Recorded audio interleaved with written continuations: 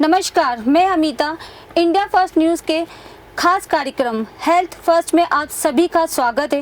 भागदौड़ वाली हमारी ज़िंदगी के लिए हमें चाहिए एक हसीन मुस्कान और उसके लिए चाहिए स्वस्थ एवं सुंदर दांत। तो हमारे ओरल सिस्टम की कैसे देखभाल करें, ये आज का विषय है और इस पर चर्चा करने के लिए इस वक्त हमारे साथ मौजूद हैं पीपल डेंटल कॉलेज से गोल्ड मेडलिस्ट एवं ग्रीन पार्क न्यू दिल्ली से कॉस्मेटिक एवं smile designing specialist doctor Priyanka Jha. तो मैम आपका बहुत बहुत स्वागत है। धन्यवाद मुझे इनवाइट करने के लिए। जी, नमस्कार। तो मैम दर्शक अभी आपसे बहुत कुछ जानना चाहते हैं और हमारे भी बहुत सारे क्वेश्चंस हैं, तो आप हमारे दर्शकों को सारी जानकारी देने के लिए रेडी हैं? बिल्कुल, ऑफ कोर्स, हम सभी रेडी। जी, तो मैम हमने देखा है कि 80% लोग जब दांत या मसूड़ों की समस्या होती है तो ये उनकी लापरवाही की वजह से होती है, तो इसके बारे में आप क्या कहना चाहेंगे? देखिए, सबसे पहले तो मैं अपने दर्शकों को नमस्कार बोलना चाहूँगी। पहले भारत में बहुत ज़्यादा इतनी अवेयरनेस नहीं होती थी कि लोग इतने डेंटिस्ट के पास जाते नहीं थे, तो दांतों की बहुत सारी समस्याएं छुपी रह जाती थी। लेकिन अब धीरे धीरे साइंस के आगे बढ़ने के बाद अब दर्शक अब बहुत ज़्यादा अब हमारी जो पॉपुलेशन है बहुत ज़्यादा अवेयर है और आजकल लोग बहुत स्टार्टिंग दौर में ही डेंटिस्ट के पास विजिट करते हैं, ऐसा पहले बिल्कुल भी नहीं था। तो मैम हमने देखा है कि अगर हमें भूख लगी तो हमने खाना खा लिया, बाद में लोग समझते हैं कि शरीर अपना काम करते रहेगा, पर जो खाना दांतों में फंस जाता है और उससे बहुत सारे प्रॉब्लम्स हो सकते हैं, उसके बारे में आप कुछ कहना चाहेंगे हमारे दर्शकों से? ये बहुत अच्छा प्रश्न उठाया आपने। जब भी हम भोजन करते हैं तो उसके बाद हमारे मुंह में एक बॉडी का एक क्लिनजिंग मैकेनिज्म है जिसको सलाइवा क्लिनज करता है। पर अगर हम अच्छे से अपना माउथ वॉश करते हैं तो वो सलाइवा बहुत अच्छे से निकलता है और जो भी दांत के ग्रूव्स हैं, जो भी आप जिन्हें भी दांत में जो कस्प एंड रिजेस हैं उसके बीच में जो भी भोजन फंस जाता है उसको वो सलाइवा बहुत अच्छे से क्लिनज कर देता है। तो अगर आप भोजन करने के बाद अच्छे से मुंह धोएंगे तो वो सलाइवा को मदद मिलती है साफ़ करने में, पर ऐसा अक्सर लोग करते नहीं है, सिर्फ भोजन किया पानी पी के छोड़ देते हैं। ये एक मेन रीजन है डेंटल कैरीज का। ओके, तो मैम कहते हैं डेंटिस्ट कहते हैं कि दिन में 2 बार तो ब्रश करना कंपलसरी है, तो आप हमें बताएंगे कि 2 बार ब्रश करने का कैसे नियम होता है, कि मतलब लोग ब्रश करते हैं कितनी देर ब्रश करना चाहिए और कैसे, क्या आप बता सकते हैं हमारे दर्शकों को? बिल्कुल। पहली बात तो कि सभी को दिन में 2 बार नहीं, एक बार सुबह उठ के और एक बार रात को ब्रश करना चाहिए सोने से पहले। ब्रशिंग टेक्निक का बहुत सारा योगदान है। हमें जो ब्रश करना चाहिए उसमें कई लोग आड़े तिरछे ब्रश करते हैं, कुछ लोग ऊपर नीचे की तरफ करते हैं, कुछ लोग गोल गोल करते हैं। ये सारी टेक्निक्स पुरानी हो चुकी हैं। अब आपको मुंह खोल के ऊपर वाले जबड़े को अलग तरीके से, जैसे सपोज ये आपका जबड़ा है तो आपको पहले ऊपर वाले जबड़े को और फिर नीचे वाले जबड़े को अलग अलग से करना चाहिए और फिर राउंड राउंड मोशन में करना चाहिए। जो ब्रश करते हैं वो 30 सेकंड या 1 मिनट की ब्रशिंग सफिशिएंट है। अगर आप बहुत अच्छे से हल्के हाथों से ब्रश करते हैं तो ये ज़्यादा अच्छा है। कुछ लोग ब्रशिंग करने में बहुत प्रेशर लगा देते हैं, ये बिल्कुल गलत है, इससे दांत घिस जाते हैं। तो हमें टेक्निक्स राइट फॉलो करनी है, रादर देन हमें ड्यूरेशन नहीं बढ़ाना है और हमें प्रेशर नहीं बढ़ाना है। जी बिल्कुल सही। तो मैम जैसे कि टीथ जो होते हैं, दांत को हम मंथ में या ईयर में कितनी बार क्लीन करवा सकते हैं? देखिए, ये आपने क्लीनिंग को लेके बहुत इम्पोर्टेंट प्रश्न उठाया है, जो कि बहुत ही इम्पोर्टेंट मुद्दा है। मैं बताना चाहूँगी कि सभी लोगों को दांतों की सफाई, जिसे स्केलिंग कहते हैं, ये 6 महीने में एक बार कराना ही चाहिए। इनफैक्ट डेंटिस्ट भी अपने दांतों की सफाई 6 महीने में एक बार कराते हैं। इसको लेके एक भ्रांति जुड़ी हुई है कि अगर आप ज़्यादा क्लीनिंग करवाएंगे तो दांत सेंसिटिव हो जाएंगे, घिस जाएंगे। ऐसा बिल्कुल भी नहीं है। अगर उचित प्रकार से आपकी क्लीनिंग करी गई है तो ये आपको हेल्प ही करेगा मसूड़े और दांतों को स्वस्थ रखने में। 6 महीने में एक बार सफाई होना चाहिए। Thank you so much. Okay ma'am, हमें ये जानना है कि दांत तो खूबसूरत होते हैं, पर अगर वो सिस्टमेटिक ना हो तो आप कुछ बता सकते हैं कि ब्रेसेस जैसे लगाते हैं डेंटिस्ट, तो ब्रेसेस कितने टाइप्स के होते हैं और कैसे लगवा सकते हैं? तो आप थोड़ा हमारे दर्शकों को इसके बारे में जानकारी देखिए, दीजिए। जितना भी आप जो दांत आड़े टेढ़े हैं, ऊंचे हैं, आगे पीछे हैं, ये सब हेरिडिटरी होता है। मतलब कि अपने माँ बाप से बच्चों में आएगा ही आएगा, इसे आप रोक नहीं सकते। इसको ठीक करने के लिए जब बच्चा 14 साल से 20 साल तक का होता है, ये एकदम ऑप्टिमम एज है ब्रेसेस के लिए। लोग कई बार क्या करते हैं कि डेंटिस्ट के पास समय से पहले ही पहुंच जाते हैं और कई बार आते ही नहीं हैं, वो 30 साल के बाद आते हैं। तो आपको 14 से 20 साल का एज सबसे क्रिटिकल टाइम है, इसी बीच में आपको ब्रेसेस लगाना है। अब आपने मुझसे पूछा ब्रेसेस कितने तरह के होते हैं। ब्रेसेस कई तरह के होते हैं, टेक्निक्स बहुत सारी आ गई है। कई में आप बाहर से ब्रेसेस लगाते हो, कुछ में आप अंदर से ब्रेसेस लगाते हो, कुछ में आप इनविज़लाइन लगाते हो जिसमें आपको ट्रेस पहनना है। जनरली ब्रेसेस दो प्रकार के होते हैं, जिसमें स्टील वाले ब्रेसेस जो बहुत ही कॉमन है, मेटल ब्रेसेस कहलाते हैं, और सिरेमिक ब्रेसेस जो वाइट कलर के होते हैं। जनरली जो अपनी यूथ पब्लिक होती है वो सिरेमिक ब्रेसेस ही ऑप्ट करती है, लेकिन अब इसमें नई नई एडवांसमेंट आ गई है जिसे इनविज़लाइन कहते हैं। इसमें आपको ब्रेसेस नहीं पहनना पड़ता है, इसमें जस्ट सेट ऑफ ट्रेज हैं जो आपको हर वीक पे चेंज करनी है। ओके, बहुत ही खूब जानकारी आपने हमारे दर्शकों को दी है। और एक सवाल और है मेरा, दर्शक भी जानना चाहते हैं कि इम्प्लांट्स के बारे में आप हमें हमारे दर्शकों को बताइए कि इम्प्लांट्स क्या होता है और उसके बारे में प्लीज़। देखिए, इम्प्लांट्स बहुत ही न्यू टेक्निक है दांत लगाने की, फिक्स दांत लगाने की। ये सबसे अच्छी टेक्निक है, इससे अच्छा कुछ भी नहीं है। बिकॉज बाकी जो टेक्निक्स हैं उसमें कहीं ना कहीं आप बाकी के दांत को कहीं ना कहीं आप सपोर्ट में ले रहे हो, उनको थोड़ा बहुत घिस रहे हो, नुकसान पहुंचा रहे हो। इम्प्लांट्स में क्या होता है कि एक टाइटेनियम का स्क्रू होता है जिसको आप मसूड़े में डाल देते हैं और 3-4 महीने के लिए उसको छोड़ दिया जाता है। जब वो उसके आजू बाजू हड्डी अच्छे से बन जाती है तो वो इम्प्लांट टाइट हो जाता है हड्डी के अंदर, तो उसके ऊपर से अबटमेंट लगा के टीथ प्लेस कर दिया जाता है।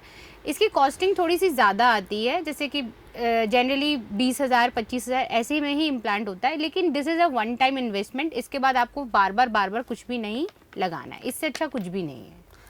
ओके मैम, एक सवाल और है मेरा कि मुंह में जो कैंसर हो जाता है, जैसे बहुत सारे पेशेंट्स ऐसे होंगे जो आपके पास भी आए होंगे, तो कैंसर किस कारण से होता है, किन कारणों से होता है, उसे कैसे रोका जा सकता है प्लीज़, और कैसे सावधानी बरतनी चाहिए, प्लीज़ हमारे दर्शकों को इसकी जानकारी दें।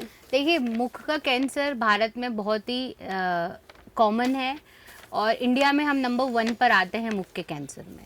इंडिया में सबसे ज़्यादा मुख का कैंसर पूरे वर्ल्ड में पाया जाता है। इसका मेन रीज़न है कि तंबाकू का यूज़ बहुत ही अलग अलग तरीक़ों से, जैसे गुटखे के फॉर्म में, पाउच के फॉर्म में, लोग अपनी बक्कल म्यूकोसा में जो गाल के अंदर की लेयर होती है उसमें बंद करके रख लेते हैं बहुत सारे लंबे टाइम के लिए, जिससे कि वो वहाँ पर केराटोसिस करती है, कड़क कर देती है वहाँ के मसूड़ों को, और धीरे से आपका मुंह खुलना कम हो जाता है। जब आपका मुंह खुलना कम हो जाता है तो आपके जो म्यूकोसा होते हैं वो और कड़क हो जाते हैं और धीरे धीरे उसमें छाले वगैरह डेवलप होने चालू हो जाते हैं एंड इवेंचुअली वो कैंसर में परिवर्तित हो जाता है। तो सबसे इम्पॉर्टेंट है, आपने रोकने के लिए मुझसे पूछा, सबसे इम्पॉर्टेंट है कि हम तंबाकू का प्रयोग किसी भी फॉर्म में ना करें, क्योंकि हम वैसे ही वर्ल्ड में नंबर 1 पर हैं। तो इससे सबसे ज़्यादा डेथ हो रही है पूरे वर्ल्ड में, इंडिया में। तो तंबाकू, सुपारी, जर्दे का फॉर्म किसी भी फॉर्म में ना करें। प्लस अगर हमें कुछ कठिनाइयाँ शुरुआती दौर में महसूस हो रही हैं, जैसे हमारा मुंह कम खुल रहा है, कुछ छाले देखने को मिल रहे हैं, तो तुरंत से अपने नज़दीकी कैंसर रोग विशेषज्ञ या दंत चिकित्सक से संपर्क करें। शुरुआती दौर में इसमें बहुत सारे उपचार हैं, मुंह में इंजेक्शन लगाए जाते हैं, मुंह को खुलवाया जाता है, कुछ जेल वगैरह दिए जाते हैं, दांतों की सफाई की जाती है और आगे जाके अगर ज़रूरत पड़ती है तो बायोप्सी वगैरह करके सर्जिकल इंटरवेंशन भी किया जाता है। जैसे कि आपने बताया सर्जरी भी करते हैं, तो सर्जरी जो होती है वो कितनी मतलब सक्सेस होती है? देखिए, सर्जरी तो 100% सक्सेसफुल है, ऐसा कुछ भी नहीं है कि माउथ कैंसर सक्सेसफुल नहीं है, बट इसकी आयरनी है, विडंबना ये है कि इसमें वो हिस्सा काटना पड़ता है जो हिस्सा इन्वॉल्व रहता है। कई बार लोगों की आधी जीभ काटनी पड़ती है, कई बार आधा जबड़ा काटना पड़ता है। तो देखा जाए तो आप जीवित तो हैं, लेकिन आप बहुत ही खुद ही साइकोलॉजिकल ट्रामा में हैं, क्योंकि आपकी जीभ काट दी गई है या आपका आधा जबड़ा काट दिया गया है।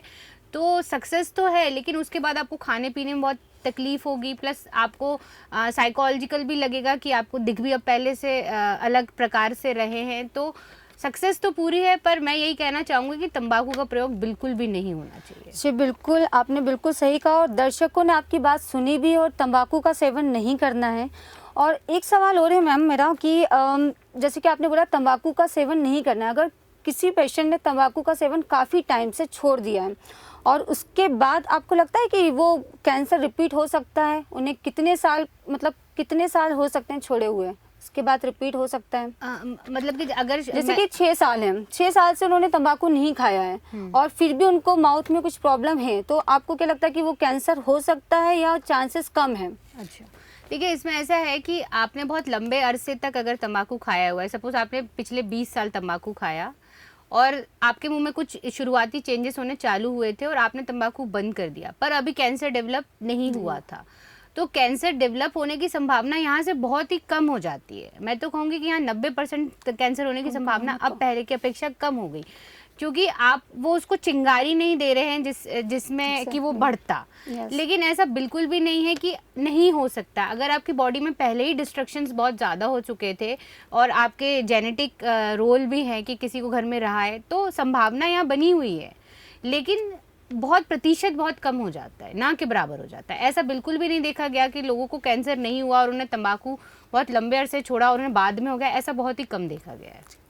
Thank you so much. और एक सवाल मेरा आपसे ये है कि जैसे अभी लॉकडाउन चल रहा था, तो मुझे जानना है आपसे कि क्लिनिक में पेशेंट्स आ रहे थे या डर से नहीं आ पा रहे थे या सिर्फ आपसे फ़ोन पे कांटेक्ट कर रहे थे? देखिए ये तो कोरोना स्पेशल सवाल है जी। लॉकडाउन जब किसी को भी नहीं पता था कि लॉकडाउन हो जाएगा, तो हम लोग के तो अगले एक हफ्ते के अपॉइंटमेंट्स पहले से ही लगभग हमेशा ही रहते हैं कि किस किस को देखना है नेक्स्ट वीक, तो उन सबको कैंसिल करना पड़ा। इनिशियली तो हम लोग ने बिल्कुल फ़ोनिक कंसल्टेंसी स्टार्ट कर दी थी, सभी लोगों ने, जितने भी संपर्क में डॉक्टर्स हैं, सभी लोगों ने फ़ोन से ही कंसल्टेंसी की। लेकिन अब कुछ केसेस में आपको पेशेंट को देखना ही पड़ता है, तो ऐसा पेशेंट भी डर रहे थे, लेकिन फिर भी वो आए हैं, हम लोग ने देखा है एंड इवेंचुअली अब सब नॉर्मलाइज हो रहा है। लेकिन अभी भी बहुत सावधानी से काम किया जा रहा है। जी हाँ, बिल्कुल सावधानी से काम करना ही पड़ेगा, क्योंकि कोरोना से सब पूरी दुनिया अभी परेशान है।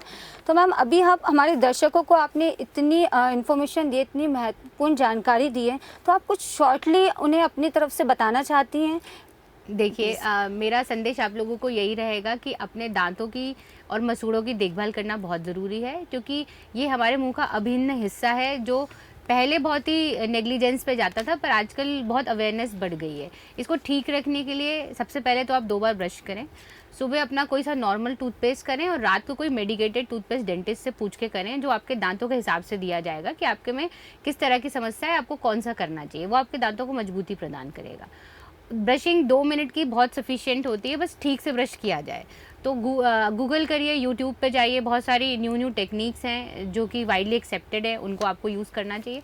6 महीने में एक बार दांतों की सफाई कराना चाहिए। एक बहुत ही घरेलू नुस्खा है, बहुत काम का है, देना चाहूँगी। गुनगुने पानी में नमक डाल के कुल्ला करना किसी भी एज में बहुत ही फ़ायदा करता है। तो सबसे, जब अपन सुबह उठते हैं तो बहुत सारे लोग गर्म पानी, नींबू वगैरह पीते हैं, उसी टाइम आप गार्गल भी करिए और 3-4 बार दिन में समय निकालिए, वैसे भी गार्गल करिए। कोई भी मामूली समस्या है, जैसे आपको अपने दांतों में कोई सी सेंसिटिविटी या कैविटीज़ दिख रही हैं, तो उसको शुरुआती दौर में ही इलाज कराइए। जितना आप लेट जाएंगे डेंटिस्ट के पास, उतना ही आपका दांत ज़्यादा नुकसान में होगा और आपकी जेब पे भी उतना ही लोड पड़ेगा। Thank you so much ma'am, आप यहाँ पर आए, अपना इतना कीमती समय निकालकर, और हमारे दर्शकों को आपने जानकारी दी, उसके लिए थैंक यू सो मच। तो दोस्तों, ये था आज का हमारा health first program India first news की तरफ से।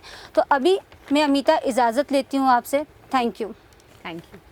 मुद्दों पर सीधी बात, आक्रामक अंदाज, आकर्षक ग्राफिक्स, पब्लिक की आवाज। सोशल मीडिया न्यूज में सबसे भरोसेमंद नाम, इंडिया फर्स्ट न्यूज। अंतर्राष्ट्रीय सर्च इंजन गूगल ने भी सराहा। लाखों दर्शकों की बना आवाज, इंडिया फर्स्ट न्यूज। सभी दर्शकों का बहुत बहुत शुक्रिया। Subscribe now. India first news, mission for the nation.